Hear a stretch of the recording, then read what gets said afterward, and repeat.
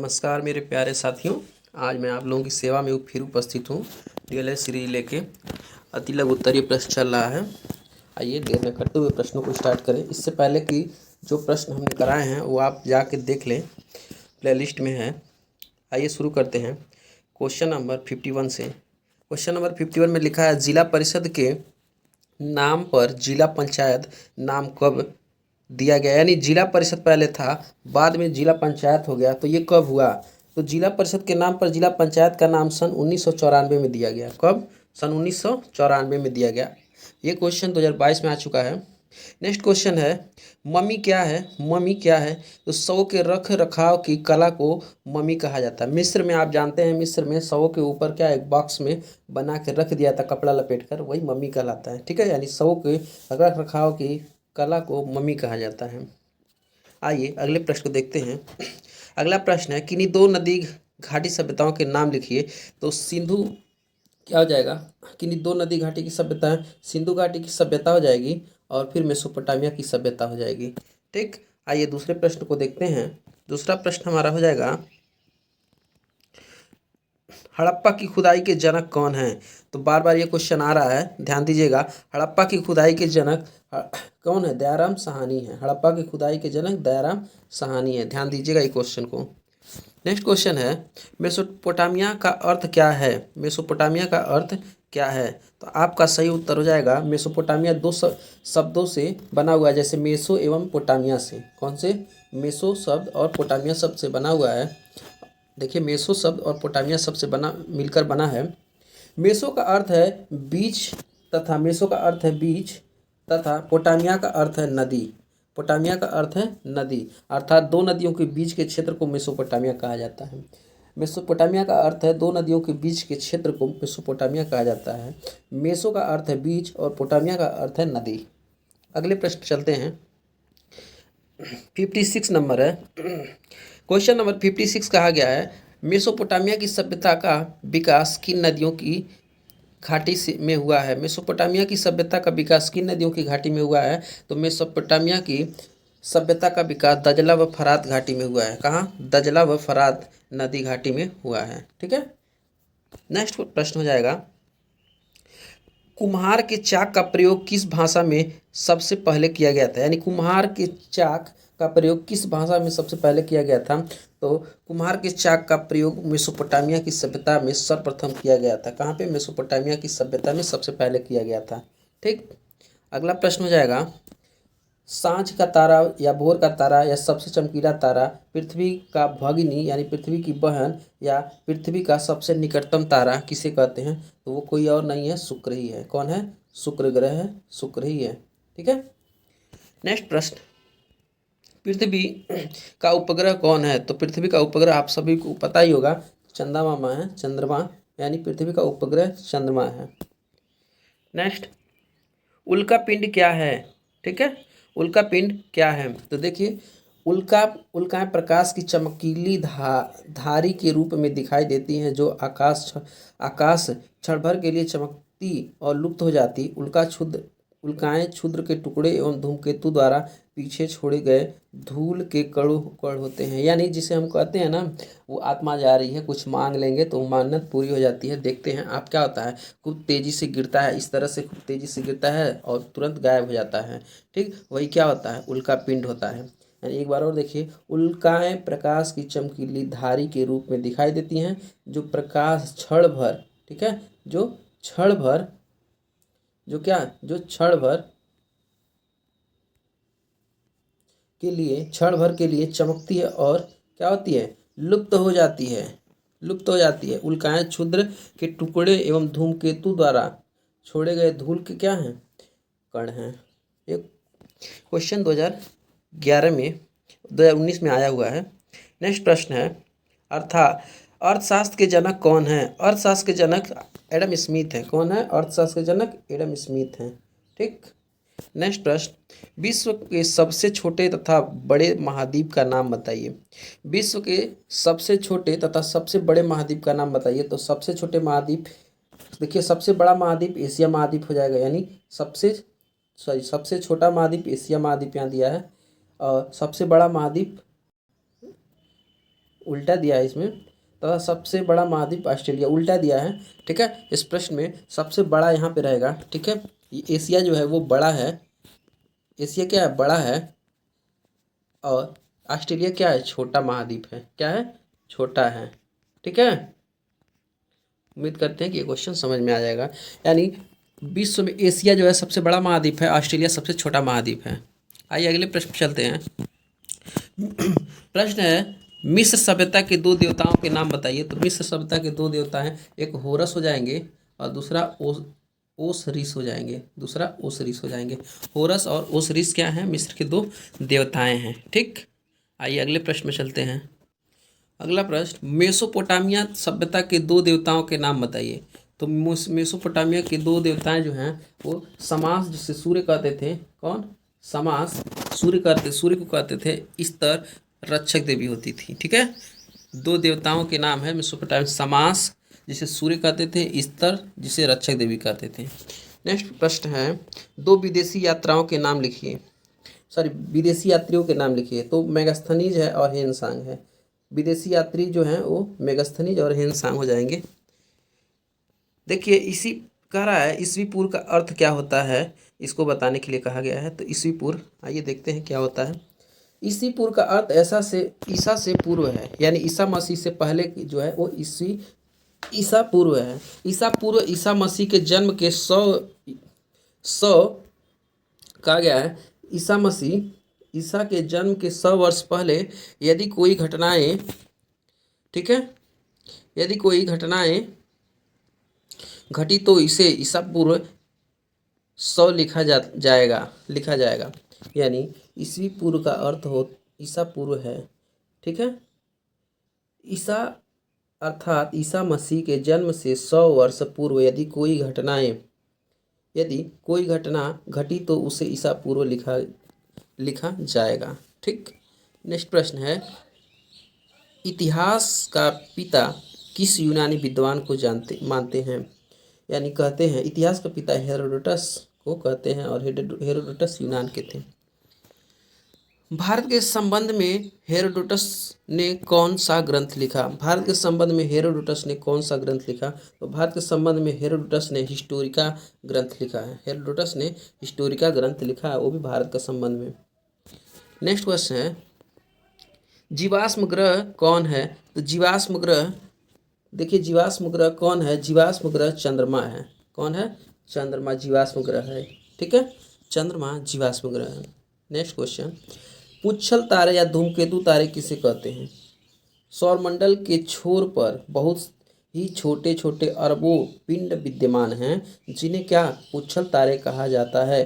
पुच्छल तारे पूंछ सदैव सूर्य से दूर दिखाई देता है, वो क्या होता है, पुच्छल तारा। ठीक है, यानी उनकी पूंछें जो है सूर्य से दूर दिखाई देती हैं, वही पुच्छल तारा होती हैं। अरबों पिंड विद्यमान है, कहाँ पे विद्यमान, सौरमंडल के पर अरबों पिंड विद्यमान छोटे छोटे, जिन्हें पुच्छल तारे कहते हैं। नेक्स्ट प्रश्न, सूर्य ग्रहण किसे कहते हैं। तो सूर्य ग्रहण, देखिए सूर्य ग्रहण किसे कहते हैं, सूर्य एवं पृथ्वी के मध्य चंद्रमा आ जाता है। यानी सूर्य, यहाँ देखिए, यहाँ सूर्य है, अगर यहाँ सूर्य है और यहाँ पृथ्वी है, तो बीच में कौन आ जाएगा, चंद्रमा आ जाएगा ये। ठीक है, चंद्रमा आ जाएगा, मून आ जाएगा, तो क्या हो जाएगा, मून आ जाएगा, तो ये क्या आ जाएगा, सूर्य ग्रहण कहलाएगा। ठीक है, इसी को सूर्य ग्रहण कहते हैं। अमावस्या को आता है अधिकतर ये। फिर से पढ़ते हैं, सूर्य एवं पृथ्वी के मध्य चंद्रमा का आना सूर्य ग्रहण कहलाता है। यह ग्रहण अमावस्या को होता है। ठीक है, यह कब आता है, अमावस्या में, अमावस्या के दिन आता है। देखिए चंद्र ग्रहण की स्थिति कब होती है, कब चंद्र ग्रहण होता है। तो सूर्य और चंद्रमा के मध्य पृथ्वी जब आता है, यानी पृथ्वी जब बीच में आ जाती है, तो क्या होता है, चंद्र ग्रहण हो जाता है। यह ग्रहण सदैव पूर्णिमा को होती है। ध्यान रहे कि यह ग्रहण सदैव कब होती है, पूर्णिमा के दिन होती है। ठीक, उम्मीद करते हैं कि समझ में आ रहा है। नेक्स्ट प्रश्न हो जाएगा, अंतर्राष्ट्रीय तिथि रेखा किसे कहते हैं। तो अंतर्राष्ट्रीय तिथि रेखा 180 देशांतर रेखा को कहते हैं। ठीक है, नेक्स्ट, बौद्ध धर्म के प्रवर्तक कौन थे। तो बौद्ध धर्म के प्रवर्तक गौतम बुद्ध थे। कौन थे, गौतम बुद्ध थे बौद्ध धर्म के प्रवर्तक। नेक्स्ट प्रश्न, महात्मा बुद्ध ने अपना प्रथम उपदेश कहाँ दिया था? तो उत्तर हो जाएगा आपका, महात्मा बुद्ध ने अपना प्रथम उपदेश सारनाथ में दिया था। कहाँ दिया था? सारनाथ में दिया था। नेक्स्ट प्रश्न हो जाएगा, महापरिनिर्वाण की घटना का आशय क्या है? महापरिनिर्वाण का घटना का आशय क्या है? तो उसका मतलब ये होता है कि महापरिनिर्वाण की घटना का आशय बुद्ध के देहावसान से है। क्या? उनकी मृत्यु के, महापरिनिर्वाण उनकी मृत्यु से है, देहावसान से है। ठीक है। नेक्स्ट, किन्हीं दो पुराणों का नाम बताइए। तो किन्हीं दो पुराणों का नाम, एक अग्नि पुराण हो जाएगा और एक शिव पुराण हो जाएगा। ठीक। नेक्स्ट प्रश्न देखते हैं। अगला प्रश्न है, सिकंदर ने भारत विजय का अभियान कब से प्रारंभ किया? सिकंदर ने भारत विजय का अभियान 320 ईसा पूर्व से आरंभ किया। कब? 320 ईसा पूर्व से आरंभ किया। सिकंदर ने भारत विजय अभियान 300 ईसा पूर्व से आरंभ किया। नेक्स्ट प्रश्न है, ग्राम का महत्व समझाइए। ग्राम का महत्व समझाइए। तो ग्राम का महत्व होता है, ग्राम से संबंधित निर्णय, क्या होता है? ग्राम से संबंधित निर्णय ग्राम पंचायत में लिए जाते हैं। यानी ग्राम से संबंधित निर्णय ग्राम पंचायत में लिए जाएंगे। यानी गांव के लोग अपनी स्थानीय समस्याओं को ग्राम पंचायत में सुलझा लेते हैं। यानी गांव में जो भी दिक्कत होती है वो कहाँ जाते हैं? गांव के समस्याओं को पंचायत में ही सुलझा लेते हैं, जिससे उनके समय, संपत्ति तथा संसाधन की बचत होती है। यानी गांव में ही रहेंगे तो समय की बचत हो जाएगी उनको, और संपत्ति भी नष्ट, खर्च नहीं होगा। जैसे हम लोग जाते हैं कहीं और तो समय है, किराया भाड़ा है और भी देना पड़ता है वकील वगैरह को, तो वो सब क्या पैसा बच जाएगा। आइए अगले प्रश्न चलते हैं। अगला प्रश्न है, ग्राम शिक्षा समिति का अध्यक्ष कौन होता है? ग्राम शिक्षा समिति का अध्यक्ष कौन होता है? तो ग्राम प्रधान हो जाता है। कौन हो जाएगा? ग्राम प्रधान हो जाएगा। ग्राम शिक्षा समिति का अध्यक्ष, ध्यान रहे, ग्राम शिक्षा समिति का अध्यक्ष ग्राम प्रधान होता है। नेक्स्ट प्रश्न, दीवार में टंगे हुए मानचित्र के ऊपर और नीचे की दिशाओं में के आने वाले लिखिए, दिशाओं के नाम लिखिए। यानी मानचित्र दीवार पे टंगा हुआ है, ठीक है। यहाँ देखिए क्या हो गया, ये मान लीजिए ये क्या है? मानचित्र है। ये मानचित्र है, भारत का मानचित्र है, मान लीजिए, सॉरी, भारत का मानचित्र है, ठीक है। भारत का ऐसे मानचित्र है, ठीक। ये मानचित्र है भारत का, मान लीजिए। तो दीवार में ऐसे टका, ये ऊपर का हो जाएगा और ये नीचे का हो जाएगा। तो कह रहा है कि मानचित्र में ऊपर की दिशा क्या होती है? ऊपर की दिशा हमेशा क्या हो जाएगी? उत्तर हो जाएगी। ये उत्तर हो जाएगा, उत्तर हो जाएगा, ठीक है। और नीचे की दिशा दक्षिण हो जाएगी। ये दिशा क्या हो जाएगी? दक्षिण हो जाएगी, ठीक है, दक्षिण हो जाएगी। उम्मीद करते हैं कि समझ में आ रहा है, ठीक। यानी नॉर्थ हो जाएगा ऊपर, नीचे साउथ हो जाएगा। नेक्स्ट प्रश्न, मानचित्र में नदी और कुओं का दर्शाने वाले प्रतीकों को समझाइए। देखिए, नदी को, मानचित्र में नदी को हमेशा इस तरह से दर्शाया जाता है और कुआं को हमेशा इस तरह से दर्शाया जाता है, ठीक है। मानचित्र में नदी को हमेशा ऐसे इस तरह और कुआं को इस तरह से दर्शाया जाता है। नेक्स्ट प्रश्न, अगला हमारा प्रश्न होगा, मानचित्रण करते समय निम्नलिखित को प्रदर्शित करने के लिए उनका संकेत बनाइए। तो देखिए, मानचित्र में प्रदर्शन के लिए क्या क्या बनाया जाता है? पोस्ट ऑफिस को पीओ से प्रदर्शित किया जाता है, ठीक है। और पोस्ट एवं टेलीग्राफ ऑफिस को टीओ से लिखा जाता है। पोस्ट और टेलीग्राफ, देखिए पोस्ट ऑफिस को पीओ से लिखेंगे, यहाँ पे इसको लिखेंगे, और इसको क्या लिखेंगे? टी और ओ से लिख देंगे। पोस्ट एवं टेलीग्राफ ऑफिस को, पुलिस स्टेशन को पीएस से लिखेंगे। क्या लिखेंगे? पीएस से लिखते हैं पुलिस स्टेशन को। नेक्स्ट प्रश्न हो जाएगा, पंचायत व्यवस्था के कार्य करने के 3 स्तर कौन कौन से हैं? हमारा उत्तर हो जाएगा, पंचायती राज व्यवस्था के मुख्य 3 स्तर क्या हो जाएगा? ग्राम पंचायत हो जाएगा, दूसरा क्षेत्र पंचायत हो जाएगा, क्या हो जाएगा? क्षेत्र पंचायत हो जाएगा, और तीसरा हो जाएगा, तीसरा जिला पंचायत हो जाएगा। क्या हो जाएगा? जिला पंचायत हो जाएगा। नेक्स्ट प्रश्न, सौरमंडल में सबसे बड़े तथा सबसे छोटे ग्रह का नाम लिखिए। तो सौरमंडल में सबसे बड़ा ग्रह क्या होता है? बृहस्पति है। सबसे बड़ा ग्रह बृहस्पति है, देखिए, और सबसे छोटा ग्रह बुध है, ठीक है। सबसे छोटा ग्रह बुध है, पहले प्लूटो था, निकल गया, यह बुध है। नेक्स्ट प्रश्न, मनुष्य ने सर्वप्रथम किस धातु का प्रयोग किया? तो मनुष्य ने सर्वप्रथम तांबा धातु का प्रयोग किया। किस धातु का? तांबा धातु का प्रयोग किया। सिंधु सभ्यता की लिपि बताइए। सिंधु सभ्यता की लिपि क्या थी? भाव चित्रात्मक थी। कैसा था? भाव चित्रात्मक था। नेक्स्ट प्रश्न है, ये सब प्रश्न है आपको सी-टेट किसी भी बैंक किसी भी एसएससी रेलवे में एग्ज़ाम में आपको क्या हेल्पफुल होगा, और बीएड डीएलएड में तो हेल्पफुल होगा ही। नेक्स्ट, आग की खोज किस प्रकार की गई? आग की खोज किस प्रकार की गई? तो देखिए, पूरा पाषाण काल में औजार बनाने हेतु लोग एक पत्थर से दूसरे पत्थर पर चोट मारते थे। क्या होता था? एक पत्थर से दूसरे पत्थर से टकराने पर आग चिंगारी निकलती थी, जिससे उन्हें आग का ज्ञान हुआ। आग इस युग का महान खोज था। यानी आग किस युग का महान खोज था? पूरा पाषाण का महान खोज था आग। ठीक है, इस तरह से ये प्रश्न सॉल्व हुआ। अगले प्रश्न चलते हैं। अगला प्रश्न है, गायत्री मंत्र का संबंध किस से है? गायत्री मंत्र का संबंध ऋग्वेद से है। किससे है? गायत्री मंत्र का संबंध ऋग्वेद से है। महाभारत का पूरा नाम बताइए। महाभारत का पूरा नाम जय संहिता है। क्या है? जय संहिता है। विश्व का सबसे बड़ा तथा सबसे गहरा महासागर कौन सा है? तो विश्व का सबसे बड़ा तथा सबसे गहरा महासागर कौन सा? प्रशांत महासागर। ठीक है, गर्त पूछ लेता तो मैरियाना गर्त होता। नेक्स्ट, पृथ्वी के परिभ्रमण की दिशा क्या है? पृथ्वी की परिभ्रमण की दिशा पश्चिम से पूर्व की ओर है। पश्चिम से पूर्व की ओर है पृथ्वी की परिभ्रमण की दिशा। इतिहास क्या है? इतिहास क्या है? मानव विकास के उस काल को इतिहास कहते हैं जिसका विवरण लिखित रूप में उपलब्ध है। यानी जिसका पहले की घटनाएं जो लिखित रूप में है उसी को क्या कहते हैं? इतिहास कहते हैं। क्लास अच्छा लगे तो लाइक सब्सक्राइब करते रहिए, दोस्तों को भी शेयर करते रहिए। नेक्स्ट प्रश्न है, पूरा पाषाण काल की कोई दो विशेषताएं बताइए। पूरा पाषाण काल की कोई दो विशेषताएं। तो पहली विशेषता है, इस काल में मानव की जीविका का आधार शिकार था। यानी जीवन जीने के लिए शिकार करते थे। दूसरा है, आग का आविष्कार पूरा पाषाण काल में हुआ था। यानी पूरा पाषाण में ही क्या होता? आग का आविष्कार हुआ था। अगला प्रश्न है कि नवपाषाण काल की विशेषताएं बताइए। नवपाषाण काल की क्या विशेषता थी? तो नवपाषाण काल में देखिए, पहिए का आविष्कार हुआ था। नवपाषाण काल में पहिए का आविष्कार हो गया था। नवपाषाण काल में कुत्ते को पालतू जानवर बनाया था नवपाषाण काल में। और नवपाषाण में कृषि का आविष्कार भी हुआ था। ठीक है, नवपाषाण काल में कृषि का आविष्कार भी हुआ था। आइए अगले प्रश्न पे चलते हैं। बौद्ध धर्म के संस्थापक कौन थे? ठीक, तो बौद्ध धर्म के संस्थापक आपको पता ही है, गौतम बुद्ध थे। ठीक है, नेक्स्ट अगला प्रश्न हो जाएगा हमारा, तारा किसे कहते हैं?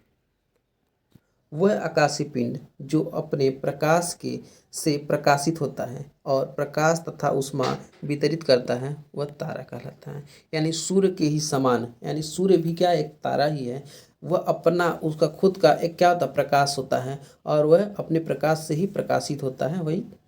ठीक है, और ऊष्मा वितरित करता है, वही क्या होता है? तारा होता है।